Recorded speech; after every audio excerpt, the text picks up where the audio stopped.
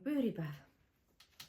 Hea põhjus lugude rääkimiseks, sest miks mitte tervitada kevadet tema saabumise puhul heade lugudega või tänada talve. No mille eest tasub sellele talvele tänulik olla? Kas või selle eest, et ei olnud nii külm, ainult 2 kuud. Või et lund ju tegelikult ei olnud väga palju, need paar korda ainult. Ärgem unustagem ära, et tänuks sobib alati üks hea lugu ja kellegi tervituseks ka. Täna on ka üleilmaline lugude jutustamise päev. Ja seda alustas kunagi üks Rootsi jutuvestja Ulf Hellström. Tema oli selline laia haardega ja väga innovaatiline mees ja kutsus kohe ka eestlased sinna Põhjamaade jutuvestjate võrgustikku. Ja ta alustas siis seda kui kõigi jutuvestjate päevana. Sinna olid siis kaasatud ka tema sõbrad üle maailma ja Põhjamaade jutustajad.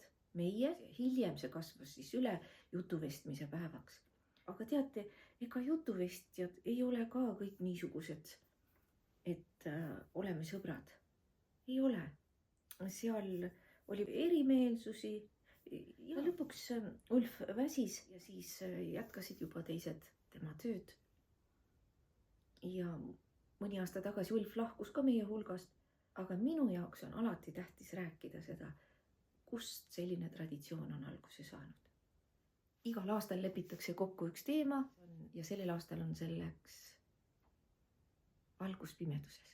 Ja see on väga hea teema, sest sealt algas ka kogu see Eesti uus traditsiooniline lugude jutustamise liikumine.